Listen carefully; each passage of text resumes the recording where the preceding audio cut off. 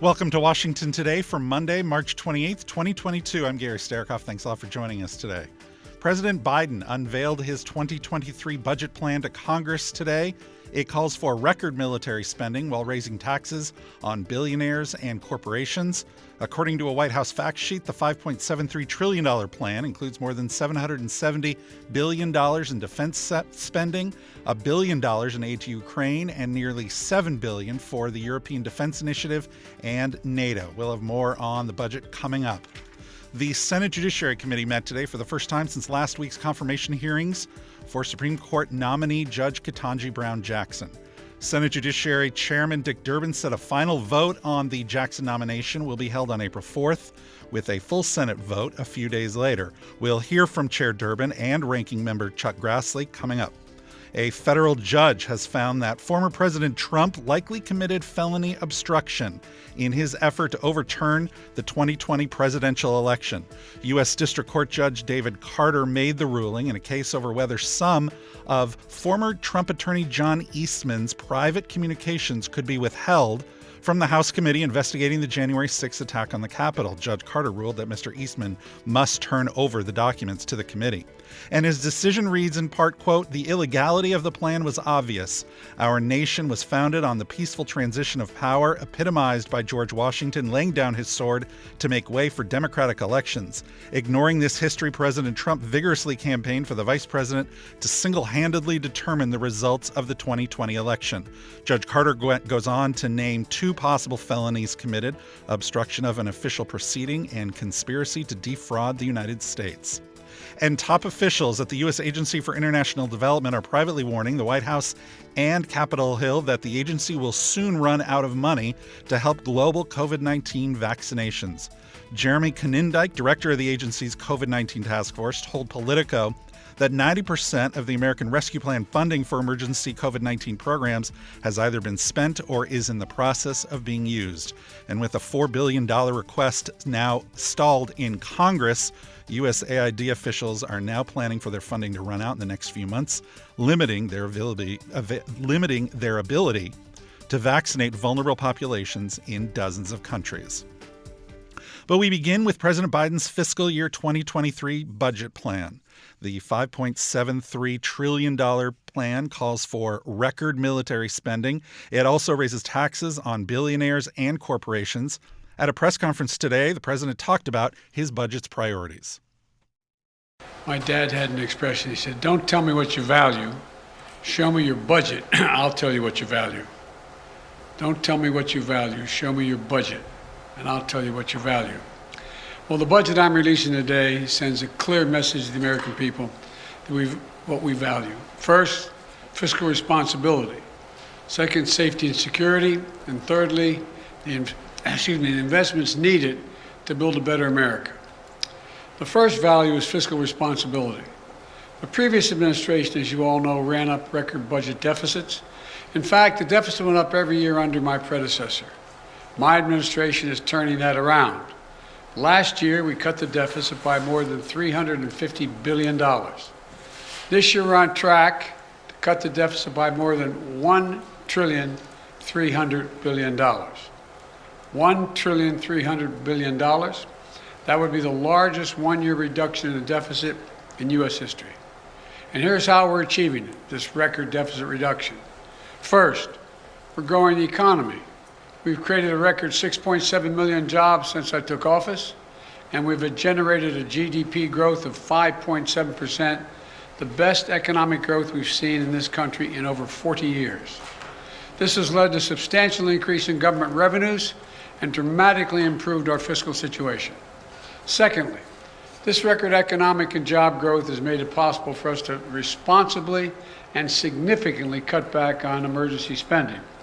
Early in the pandemic, it was right to give people help to make ends meet and to keep this economy going. Because of the progress we've made dealing with these emergencies, the labor market is strong and unemployment claims are at historic lows. We ended the pandemic unemployment assistance programs because Americans are back to work. I'm calling for new pandemic subsidies for large businesses to not continue those because those businesses are back and moving again as well. But because we have to put this economy in a strong foundation, even the Delta and Omicron variants of COVID-19 and the cost of Putin's aggression in Ukraine have not required an additional fiscal package for state and local governments. And we heard the president mention deficit reduction. This 2023 plan also aims to reduce the deficit by more than $1 trillion, in part by including a minimum 20% tax on billionaires and a 7% corporate tax rate increase. It also includes robust funding for domestic law enforcement programs and community violence intervention, and more than $1 billion for a Justice Department firearm trafficking strike force. Here's more from the president. On your budget, you've said repeatedly at the State of the Union that you're not for defunding the police. I do wonder how much emphasis you think should be put on alternative forms of crime prevention, not just defunding the police, but crime reduction in communities. Oh, a significant amount. I've laid that out in detail in the budget. For example, we do know that intervention programs work. We do know that what police need, they need psychologists in the department as much as they need extra rifles. They need people who are in the department who can deal with the crisis that the police are going through as well, dealing with their crises, dealing with their mental state and how they're handling things. They need social workers engaged with them. I lay it all out. And it all works. If you see these community intervention programs, they work. They actually reduce crime. They significantly reduce crime. So that's a big piece of it. Just a follow-up. Is any of it related to political pressure from Republicans saying that Democrats are soft on crime, that you guys are careening to the left? Isn't it kind of fascinating? When I first got elected, I was being beat up because I supported the police too much for the previous 30 years. The Biden budget also includes more than $90 billion to the Health and Human Services Department and the CDC for public health infrastructure and workforce, and the largest ever investment in science and natural history, including $26 billion to NASA. And in Florida this afternoon, NASA Administrator Bill Nelson talked about the historic investment in his agency. We're having this discussion today because President Biden and his administration released this budget request, and it came this morning. And NASA's $26 billion fiscal year budget for 23, it's a request from the president, from us, and it is a significant increase over last year's budget. In fact, it's 8% more than the enacted federal spending levels, the appropriation bill, from fiscal year 22. It's the largest request for science in NASA history. But greater than any number or statistic or a fact is what this budget request represents. It's a signal of support of our missions in a new era of exploration and discovery. It's an investment in the business and the corporations and the universities that all partner with NASA in all 50 states. And by the way, good paying jobs that they create. It's going to help our nation. It's going to help the world. It's going to address climate change. And it underscores STEM education, and it promotes diversity and equity. And it expresses confidence in this extraordinary workforce that we have that makes NASA, you know it, the best place in the federal government to work. NASA Administrator Bill Nelson. According to a White House fact sheet, the plan includes more than $770 billion in defense spending, $1 billion in aid to Ukraine, and nearly $7 billion for the European Defense Initiative and NATO. And with more on what the Pentagon is getting, here's Deputy Defense Secretary Kathleen Hicks. While we remain dynamic in our ability to respond to new threats across the globe, the Department will focus our campaigning efforts in the Indo-Pacific and Europe. Through our Pacific Deterrence Initiative, as well as other efforts focused in the region, the Department is making investments to support our comparative military advantage, enhance our posture, provide for resilient logistics, and increase cooperation with our regional allies and partners. Similarly, our budget request makes investments that support U.S. European Command and deepen our ironclad commitment to NATO. We will optimize the responsiveness of the joint force, provide assistance to Kyiv through the Ukraine Security Assistance Initiative, and bolster security cooperation programs. The strategy's third approach to support both integrated deterrence and campaigning is to build enduring advantages across the Department's enterprise. This begins by building the workforce that we need, investing in our most critical asset, our people. We will provide a 4.6% pay raise for our civilian and military personnel and invest in providing quality, affordable childcare as well. Building enduring advantages also means that the Department must continue to innovate and modernize.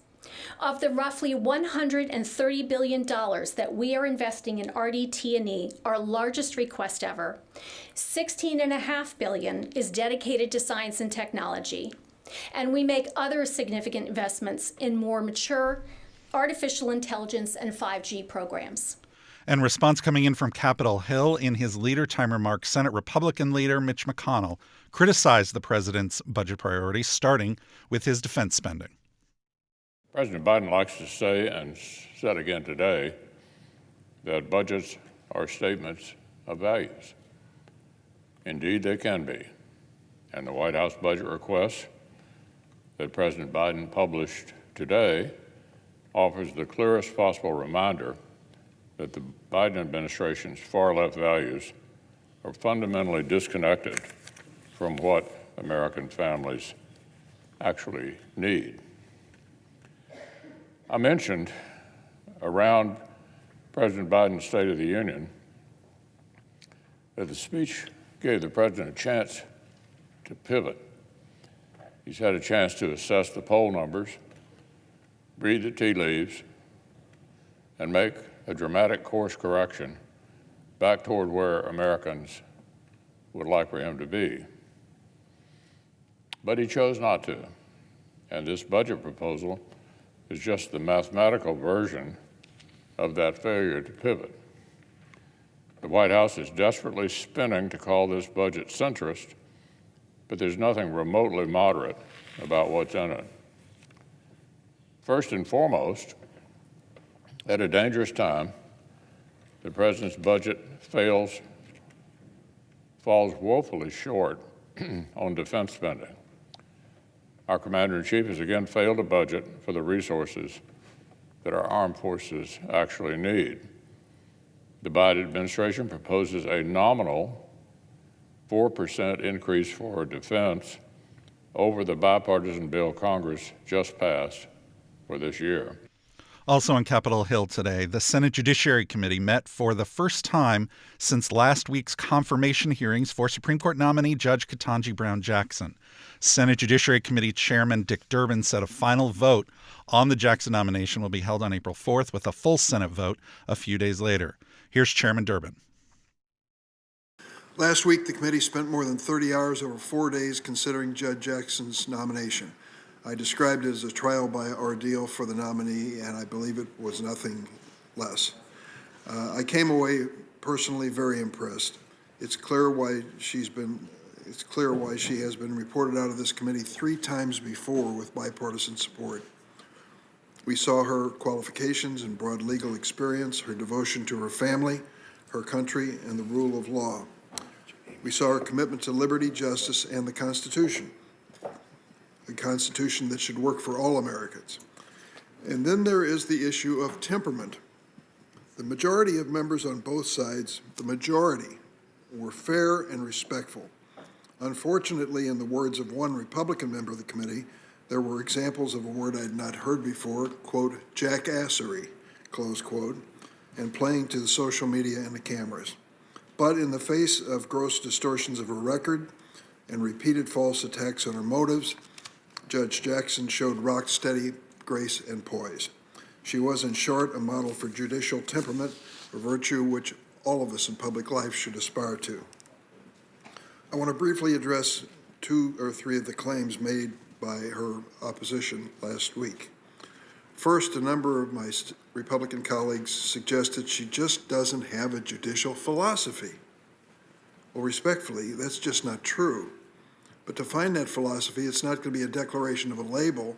You have to take the time to read any or all of the 578 written opinions which she'd issued and 12,000 pages of committee testimony before the Sentencing Committee.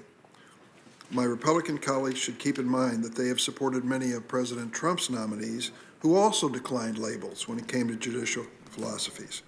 Senate Judiciary Committee Chair Dick Durbin. You can see all of today's hearing at cspan.org and on our free C-SPAN Now video app. And also speaking today, Judiciary Ranking Member Chuck Grassley of Iowa. I join in the request to hold over the nominees for 1 week. I'll have specific things to say about the nomination of Judge Jackson at that meeting a week from today. I want to just speak a little bit about process.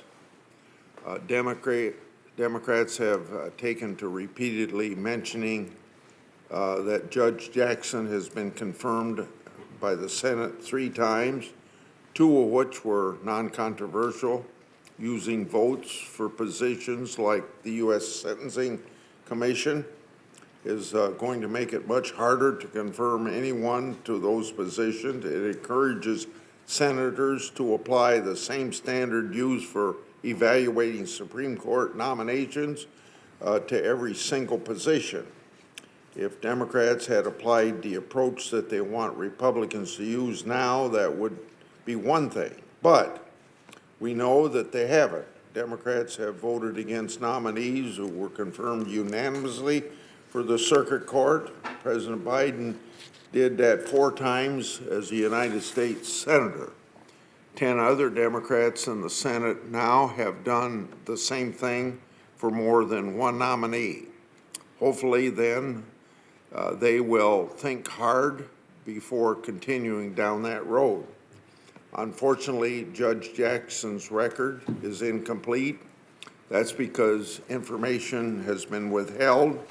We're missing all of Judge Jackson's non-public Sentencing Commission documents. Senate Judiciary Ranking Member Chuck Grassley of Iowa. You're listening to Washington Today. There's been much more recognition of the historic contributions of America's First Ladies in recent years.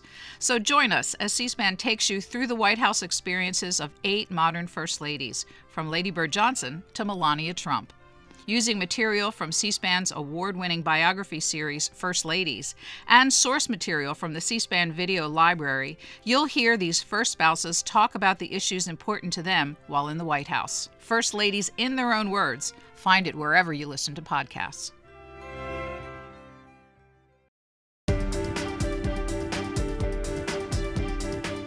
Welcome back to Washington Today. Here are some more headlines. Florida Republican Governor Ron DeSantis has signed into law the state's Parental Rights in Education bill, also known by its opponents as the Don't Say Gay bill. It prohibits teachers from leading classroom discussions on gender identity or sexual orientation for students in kindergarten through 3rd grade. It also bans such lessons for older students unless they are age appropriate or developmentally appropriate. Governor DeSantis said in a statement, "In Florida, we not only know that parents have a right to be involved, we insist that parents have a right to be involved." The Supreme Court was back in session today, hearing cases on oral arguments in 2 transportation labor cases. And also back on the bench, albeit remotely, Justice Clarence Thomas. His appearance comes 3 days after court officials said he was released from the hospital following treatment for an infection. Justice Thomas was admitted to Sibley Hospital here in Washington, D.C. on March 18th after experiencing flu-like symptoms. Court officials say he was diagnosed with an infection, treated with IV antibiotics, and released on Friday. A coalition of progressive and environmental organizations have unveiled a Green New Deal pledge for 2022 House and Senate candidates. Signers of the pledge commit to rejecting any donations of more than $200 from fossil fuel lobbyists, companies, or executives, and commit to co-sponsoring 10 pieces of Green New Deal-related legislation within 6 months of taking office. Candidates who have taken the pledge include Jessica Cisneros, who will face Representative Henry Cuellar, a Democrat from Texas, in a July runoff. Also, 3 other House candidates in North Carolina and in Pennsylvania. More than 50 groups collaborated on the pledge, including the Sunrise Movement, the Working Families Party, Our Revolution, Public Citizen, and Greenpeace. Russian billionaire Roman Abramovich suffered symptoms of a suspected poisoning after a meeting in Kiev, Ukraine earlier this month, according to a report by the BBC. Abramovich, who is the owner for the Premier League soccer team Chelsea FC, reportedly suffered sore eyes and skin peeling. 2 Ukrainian officials were also said to have been affected. Sources familiar with the matter told the Wall Street Journal that they blame the attack on Russians who want to derail ongoing peace talks. The Journal also reported that Mr. Abramovich and the 3 other officials from Ukraine have recovered. The incident reportedly occurred on March 3rd. Nearly 4 million refugees have fled Ukraine since Russia invaded the country more than a month ago. That's according to the latest estimate from the United Nations High Commissioner for Refugees.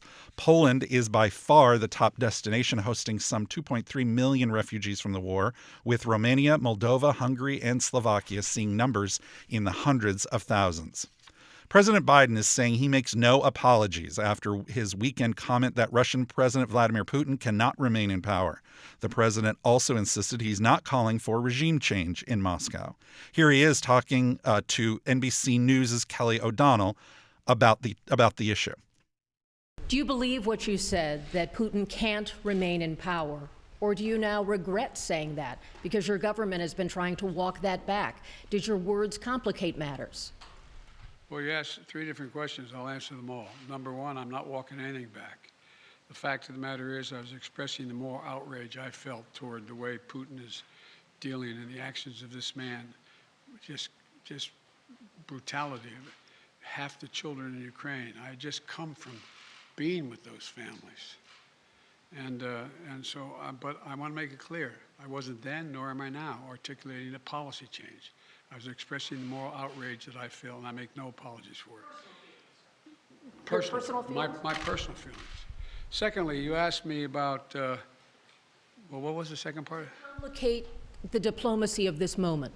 No, I don't think it does. You know, the fact is that we're in a situation where what complicates the situation at the moment is the escalatory efforts of Putin to continue to engage in carnage, the kind of behavior that makes the whole world say, my God, what is this man doing? That's what complicates things a great deal, but I don't think it complicates it at all. Also today, Republican Representative Mark Green of Tennessee talked about his trip with other members of Congress last week to Eastern Europe. He told Fox News that the bipartisan group were unified in believing the U.S. must impose harsher sanctions on Ukraine and on Russia and give lethal aid to Ukraine. Well, Dana, it was both heart-wrenching and heartwarming. Heart-wrenching in that we got to hear the stories directly from the refugees, their homes being bombed, people, being killed, they brought pictures, images of children being killed, heart-wrenching stories, and then heartwarming as you see the people of Poland and Romania and Moldova opening up their homes. There are no refugee camps there, and millions of people have come into Poland, and they're just taking them into their homes. The NGOs and the U.S. government, the humanitarian assistance has been fantastic. Mark Murphy, the world-renowned chef, we went to a place where they were cooking meals for the people. Very heartwarming to see the response, very heartbreaking just to see the devastation in these people's lives. So this was a bipartisan delegation, and we know that there's a lot of polarization in the country, a lot of partisanship. What was the feeling amongst the congressional members there from both sides of the aisle? Well, the delegation was really unified in the need to change our response. The president has pushed sort of a punish Russia perspective, and that hasn't worked. What we really need to do, and again, the congressional delegation was unified in this. We need to prevent Russia from doing further things, and that means harder sanctions, more lethal aid, and things like that. We also met with members of the 82nd Airborne Division, the 101st, and the American troops that are deployed there on NATO's eastern flank. And the delegation was completely in agreement in supporting those forces and, of course, growing them where we can. Do you think that the Congress will continue to pressure the Biden administration to do more? And I'd also love to get your thoughts on the gaffe heard around the world over the weekend when President Biden ad-libbed those 9 words. Yeah. The Congress is going to continue to push the president on this. You know, you can credit the Democrats for the bill they passed on Russian oil, blocking Russian oil. The Democrats in Congress helped push that bill through. So, again, Putin has unified NATO, he's unified the EU, and he's unified Congress. As far as the gaffe, the president's just, it's sad to see stuff like that happen. He needs to stick to his speeches, the written word, because when he deviates, that kind of a mistake can inflame Putin, the very thing we're trying not to do. And, he's just got to watch what he says. What presidents say matter. Republican Representative Mark Green of Tennessee earlier today on Fox News. The House returned today from its week-long district work period. Members will vote later in the week on legalizing marijuana at the federal level. With more on what to expect in Congress this week, here's Joe Garrison of USA Today and Siobhan Hughes of The Wall Street Journal. Well, as you know, President Biden unexpectedly to aides and White House officials ended his speech in Warsaw with the comment, "For God's sakes, this man cannot remain in power." That was an ad lib that the White House quickly sought to backtrack. Within 15 minutes, the White House official tried to clarify that Biden was referring to Putin could not continue to exercise power in the Ukraine region. So I think we're going to see more of that today in terms of walking back the president's statement.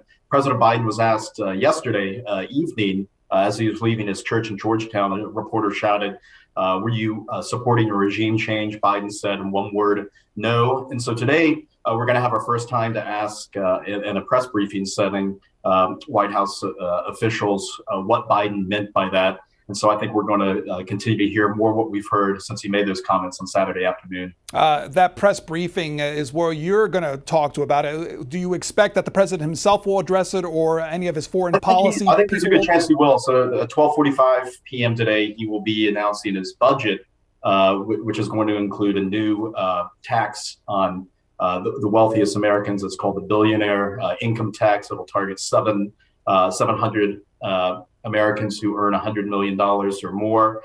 And I think there will be a chance for reporters to at least shout questions to him on that topic. And I would be surprised if he did not respond back in some way. We'll see. Siobhan Hughes, we saw a couple of members of Congress talk about these statements, and particularly, and depending on their political positionings, making the appropriate response that you would expect. What do you expect Congress to respond to this, and particularly what it does for foreign policy efforts for those involved in that in Congress? Well, Republicans have already come out pretty strongly against Joe Biden to condemn the remarks, to say they were unhelpful, to say they were a setback to diplomatic efforts. And given that Republicans have tried to focus on Biden's handling of Ukraine in ways to say that he's not handling the job of the presidency well, I would expect that to continue. I would expect Democrats in a lot of ways to try to, gloss over it a little bit. Democrats have largely been fairly happy with how Joe Biden has handled the situation in Ukraine, and the aggressive sort of belligerent remarks that were, made on an off-the-cuff basis are not really helpful to the Democratic Party. When it comes then to those foreign policy folks in Congress, particularly those who serve on the committees, have they responded in a sense of what it does or the statements might do to complicate foreign policy efforts in Ukraine?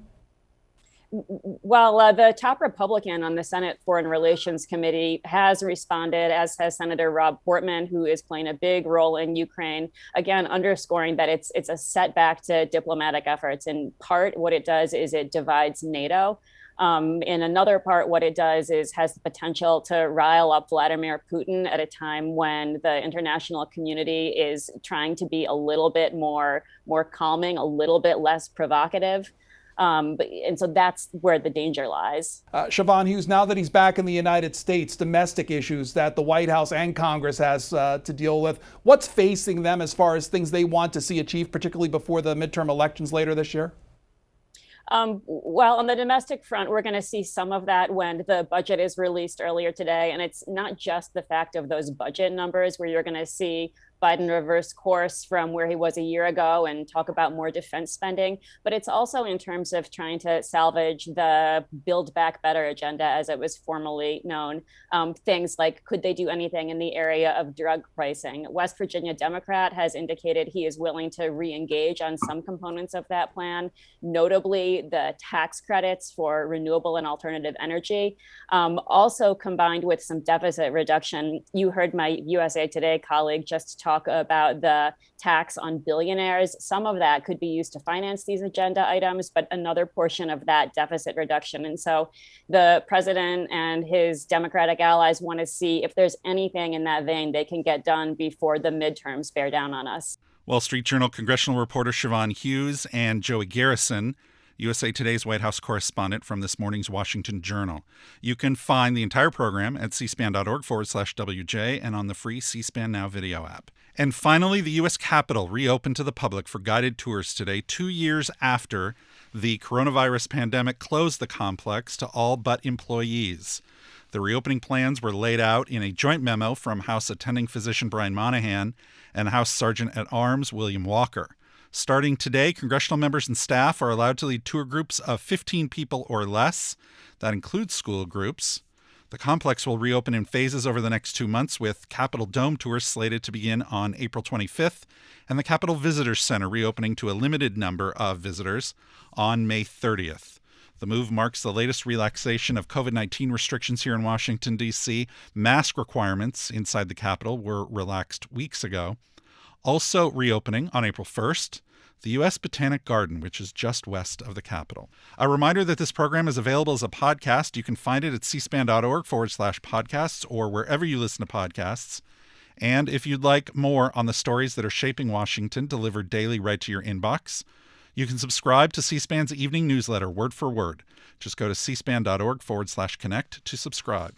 I'm Gary Starakoff. Thanks a lot for listening today to Washington Today.